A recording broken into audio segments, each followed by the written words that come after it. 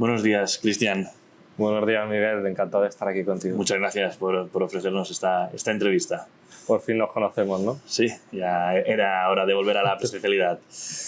Primero de todo, para empezar, preguntarte, ¿los eSports son hoy un negocio o son una promesa de negocio? Los eSports son un negocio, es un negocio que está en crecimiento, que aún nos queda mucho todavía por evolucionar si hablamos de ingresos, si hablamos de empleo también, pero los eSports son un negocio y lo que está claro es que es un negocio también con mucho potencial de futuro y solo tenemos que echar un vistazo a las audiencias, por ejemplo las que acabamos de ver ahora con el inicio de la Superliga, para darnos cuenta que es un negocio con mucho recorrido y que tiene mucho potencial en nuestro país. Dicho de otro modo, entonces, ¿por qué no se puede o por qué no se debe ignorar a este sector? Bueno, creo que no se debe ignorar no solo a los eSports, sino no podemos ignorar en conjunto lo que significa el gaming, ¿no? Es una industria que ha cerrado hace muy poquito con más de 180 billones de dólares de facturación.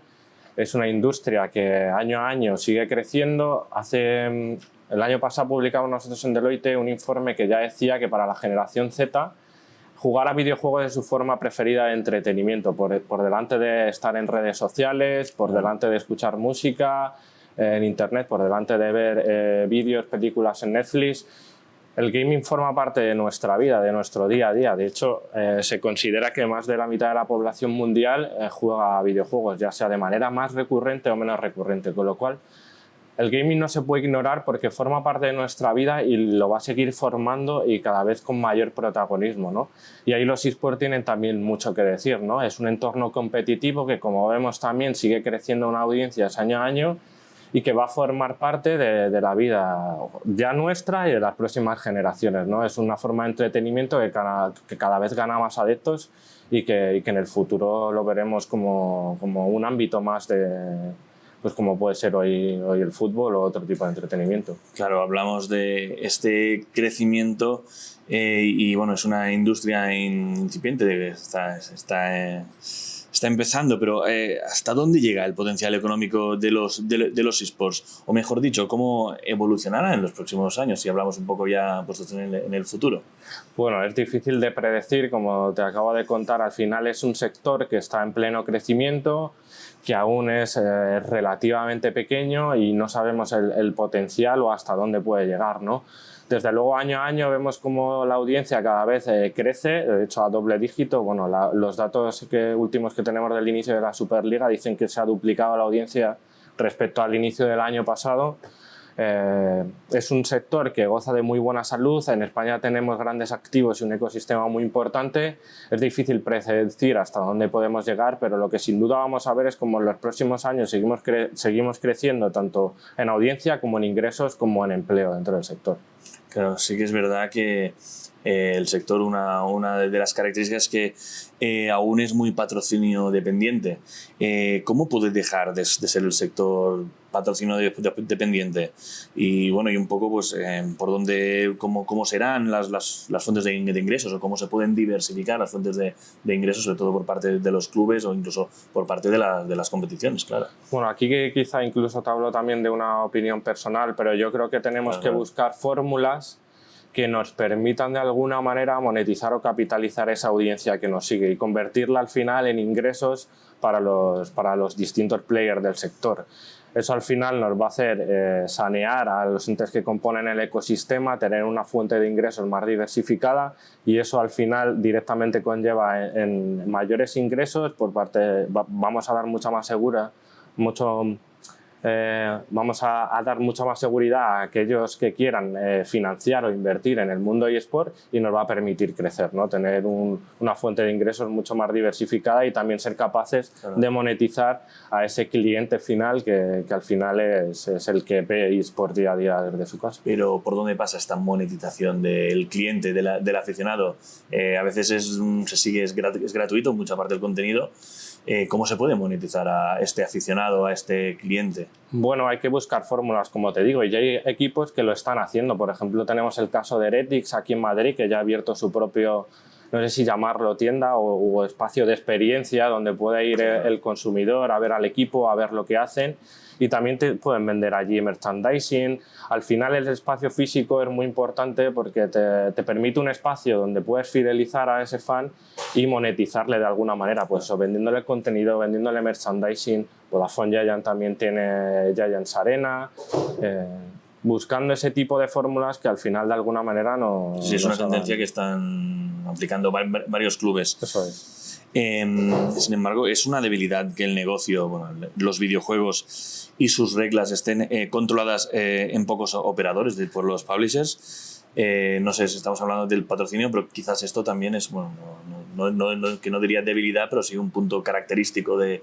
este sector. Bueno, es una particularidad, digamos, ¿no? Por Sí, no llamarlo de debilidad. Bueno. Sí, es una particularidad que a lo mejor no existe en otros sectores como pueda ser el fútbol, ¿no? Aquí pues tenemos esa pequeña característica. Los juegos al final son propiedad de un ente como es el publisher. Tenemos que jugar con ello, ¿no? Y tenemos que saber aprovecharlo de la mejor manera posible, ¿no? Tenemos que buscar vías de colaboración con ese publisher para que nos ayude a desarrollar todo el entorno competitivo, ¿no? Tenemos ejemplos como Riot Games, que sí que es verdad que presta especial atención a todo el entorno competitivo, lo cuida, le dedica tiempo, pero bueno, tenemos que buscar esas vías de colaboración con otros publishers que a lo mejor hoy por hoy no son tan receptivos a cuidar el entorno competitivo, y tenemos que ofrecerles propuestas de valor que a ellos también les permitan ver que el entorno competitivo es una fuente de negocio para ellos. Entonces, ¿cómo se puede superar este hándicap? No sé si superar es la palabra o cómo uno se puede adaptar a este hándicap. Bueno, yo creo que eso, de manera proactiva desde los entes del ecosistema, intentar buscar propuestas de valor y acuerdos de colaboración con publisher que nos ayuden a desarrollar el entorno competitivo en aquellos juegos que a lo mejor pues no están tan desarrollados hoy por hoy, ¿no? Tiene que haber entonces más alianzas entre las empresas, quizás. Es una de las opciones. Bueno, es una de las opciones, y también alianzas entre las compañías del propio ecosistema eSports, ¿no? Yo creo que la unión es buena siempre y cuando nos permite monetizar de distintas palancas de la cadena de valor de los eSports, ¿no? Me estoy imaginando, por ejemplo, una empresa que pueda tener espacio físico con un equipo de eSport. Ahí pueden buscar alianzas, pues eso, para desarrollar experiencias en un ámbito presencial y que nos permitan monetizar tanto al fan, o podemos aprovecharlo también para alquilarlo para hacer eventos. Y ese tipo de uniones al final nos permite monetizar o capitalizar distintas palancas de la cadena de valor de eSport, y seguro que nos hacen crecer. ¿Los eSports se parecen más a la industria de la música o a la del fútbol? Pues, la verdad es que siempre huyo de cualquier comparación con otras industrias, lo acabamos de hablar, ¿no? Yo creo, es verdad que tiene sinergias y tiene parecido con la industria de los deportes tradicionales, pero tiene sus peculiaridades que lo hacen muy distinto. Hablábamos ahora, es que aquí los videojuegos tienen dueño, ¿no? Claro, y eso no pasa en otras industrias. Claro.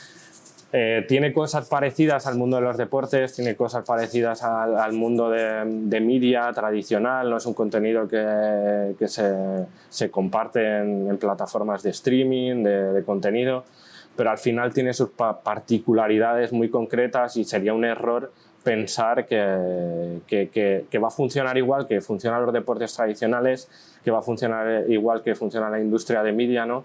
Es una industria o es un sector aparte con sus peculiaridades, y así lo tenemos que ver y así lo tenemos que hacer crecer, entendiéndolo desde dentro, ¿no? Un poco entre medio, digamos, o no se puede ni comparar, ¿no?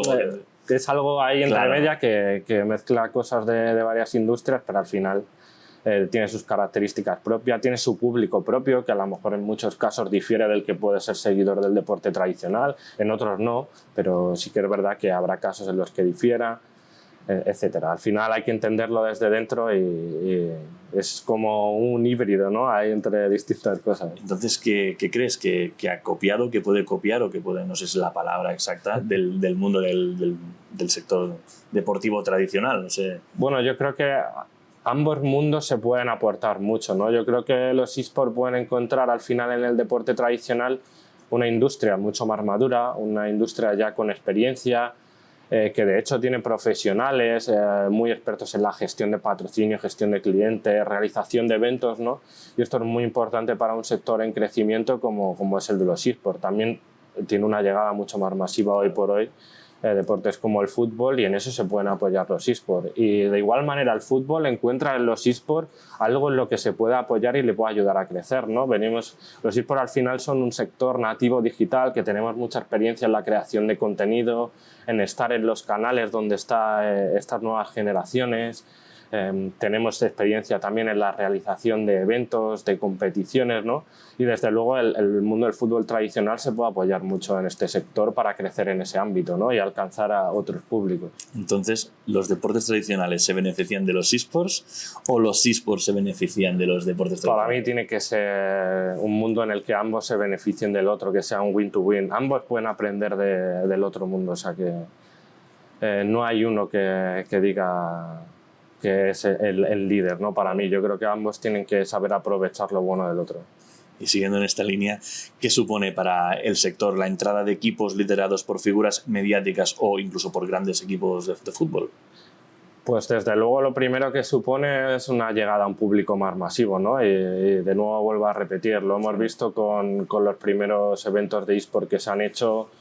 Hemos visto cómo Ibai ha conseguido meter 15.000 personas en un recinto para ver la presentación de su equipo. Hemos visto los primeros datos de audiencia que hablan que se ha duplicado desde el año pasado. Al final lo que nos trae es un mayor impacto, la llegada a un público más masivo y desde luego una oportunidad, como repetí antes, para convertir ese boom o ese nuevo empujón en fuentes de ingreso para los equipos, ¿no? ¿Qué debilidades y fortalezas detectan en los operadores actuales del negocio de los eSports en España? Bueno, yo como fortaleza, o siempre repito cuando me preguntan algo parecido, que en España tenemos uno de los mejores ecosistemas de eSports del mundo, ¿no? Tenemos un entorno competitivo desarrollado y de hecho que permite a un jugador empezar desde lo más bajo, desde el ámbito amateur y convertirse en una estrella de eSport, como le ha pasado al Joya, que empezó en nuestro ecosistema amateur y ha acabado en la LEC, ¿no? Tenemos un ecosistema amateur, como te acabo de decir, muy desarrollado, donde la gente que quiera puede empezar a dedicarse o probar esto de los eSports. Tenemos equipos que tienen relevancia a nivel internacional, como puede ser Mad Lion en la LEC y que ha llegado a los Worlds. Tenemos referencias en España como Vodafone Giants, como Team Heretics. Tenemos escuelas para formar a futuros profesionales en eSport, como puede ser Squarebox, con lo cual tenemos un ecosistema muy desarrollado y que desde luego es uno de los más importantes del mundo. Lo que tenemos que hacer lo primero es creérnoslo y darle visibilidad y empujarlo, ¿no? O sea que para mí la principal fortaleza que tenemos es esa, ¿no? Un ecosistema muy rico y desarrollado que es referencia seguro a nivel mundial. Y como debilidad, pues te podría decir que quizá tenemos una mayor dependencia sobre el patrocinio referente a los datos que vemos de global, digamos, ¿vale? En la guía tenemos un dato que el porcentaje de fuente de ingresos que suponen los patrocinios a nivel global debe estar en torno a 55, 60, 65 y sin embargo en España estamos un poco por encima de eso, ¿no? Claro, entonces, y volviendo al tema de la internacionalización, bueno, ¿el mercado español está en ventaja o en desventaja frente a otros mercados europeos y te diría incluso a escala global? Bueno, a nivel audiencias, de hecho, somos el cuarto país de Europa con mayor seguimiento de eSport, después de Reino Unido, Francia y Alemania. Y sin embargo, como te he dicho, tenemos uno de los mejores ecosistemas del mundo en eSport. Yo creo que estamos en ventaja, pero tenemos que saber utilizar esa ventaja, ¿no? Lo primero, como te he dicho, tenemos que creérnoslo, ¿no? Y tenemos que creérnoslo y empujarlo, ¿no? Y también a lo mejor desde el sector público se podría potenciar esto y dar visibilidad, aunque es verdad que últimamente estamos ya viendo iniciativas que se están fijando en el sector de los eSports y que están viendo la oportunidad, ¿no? Y el ecosistema tan bueno que tenemos aquí y cómo podemos ser una referencia en Europa y a nivel mundial. Una parte de este crecimiento se debe al éxito que tiene desde hace muchos años League of Legends. ¿El sector podría sobrevivir sin League of Legends? Bueno, es el rey, efectivamente. No podemos discutir que es el rey. Yo no soy un tremendo aficionado de League of Legends, lo tengo que reconocer. pero también reconozco que es el rey. Pero yo creo que el sector no depende del League of Legends, ¿no? Aquí tenemos en España, por ejemplo, FIFA. En España somos muy fiferos, ¿no? Siempre es el juego más vendido todos los años. Tenemos la competición en la Liga Santander, que de hecho es la segunda más seguida de nuestro país. Si hablamos de audiencia, tenemos Valorant, que acaba de llegar con unos números también tremendos y que desde luego Riot se va a preocupar porque crezca y se siga desarrollando. Tenemos Rocket League, que empieza a tener números buenos. Tenemos incluso Team Queso, son referentes en mobile gaming, con Clash Royale. El panorama de los eSports es muy rico, tiene videojuegos para todos los públicos y desde luego no dependemos críticamente de League of Legends para que se desarrolle. Valorant, perdón, el Rocket League, pero ¿cuáles serán o cuáles son los videojuegos que marcarán el negocio del futuro? Para nosotros, en el corto plazo, y como ponemos en la guía, desde luego Valorant. Hemos visto los números de la primera temporada del año pasado a nivel competitivo y desde luego ha superado expectativas. Y Rocket League también creemos que va a ser uno de los que más crezca en el corto plazo, ¿no? Para que haya un crecimiento, el sector necesita la presencialidad. Bueno, hemos sorteado la crisis sanitaria de manera muy buena, diría, ¿no? Al final somos también un sector que nace en el ámbito digital y no ha hecho falta que nos adaptemos porque veníamos de ahí, con lo cual hemos sorteado la crisis desde mi punto de vista muy bien. Pero yo sí que creo que es fundamental que volvamos a retomar el ámbito presencial, que volvamos a los eventos, porque como te he dicho antes, yo creo que es un punto clave, no solo para generar mayor engage con el fan, sino para alcanzar nuevos públicos. Me hablaban de cómo en la Iberian Cup acudían muchas parejas, acudían muchos padres con sus hijos, ¿no? Por lo cual es un ámbito para alcanzar nuevos públicos y, como te comentaba antes, también es un ámbito muy importante para monetizar de alguna manera a esa audiencia, ¿no? Pero entonces, ¿cómo afectará la vuelta a la normalidad? Es decir, ¿para bien o más bien para mal? Es decir, es digital y la pandemia ha potencializado la digitalización. Entonces, ¿cómo afectará la vuelta a la normalidad a los eSports? Bueno, es digital, pero también antes de la crisis sanitaria ya estábamos organizando eventos con una audiencia y con una población y seguimiento bastante importante, ¿no? O sea que volveremos. Tenemos player en España que tienen ya mucha experiencia en la organización de este tipo de eventos y seguro que vemos como competiciones se desarrollan en el ámbito físico y cada vez en espacios más grandes. O sea que yo creo que vamos a volver bien y vamos a volver con fuerza a este ámbito físico y presencial. Antes has comentado el tema del papel de la administración en el sector de los eSports y me gustaría preguntar si hace falta una legislación concreta en España. Es decir, la legislación en un mundo tan joven puede suponer incluso un riesgo a veces. Hay países que han legislado concretamente, pero no sé en este sentido cuál es el papel de la administración y un poco si hay que hacer una normativa especial, adaptar alguna ya normativa existente o dejarlo como está ahora e intentar adaptarse. La verdad es que no soy abogado, así que no me quiero meter demasiado en el barro de esta pregunta, sí. ¿No? Te voy a contestar desde mi perspectiva personal. Creo desde luego que si se hace una ley que marque los eSports, lo tenemos que hacer desde luego escuchando a la industria, ¿no? Claro. Es muy importante entender cuáles son las necesidades de los players que componen el ecosistema para evitar caer en una sobreregulación que al final corte las alas a un sector que está dando sus primeros pasos y que le queda mucho por crecer, ¿no? Así que para mí, si se hace una ley que marque los eSports, desde luego se tiene que hacer de la mano del ecosistema y se tiene que atender muy bien y escuchar sus necesidades para hacer algo que de verdad claro, sea positivo y no al final que nos acabe poniendo una soga en el cuello, ¿no? Perfecto, pues muchísimas gracias por habernos atendido y por tu tiempo. A ti, un placer. Perfecto, gracias.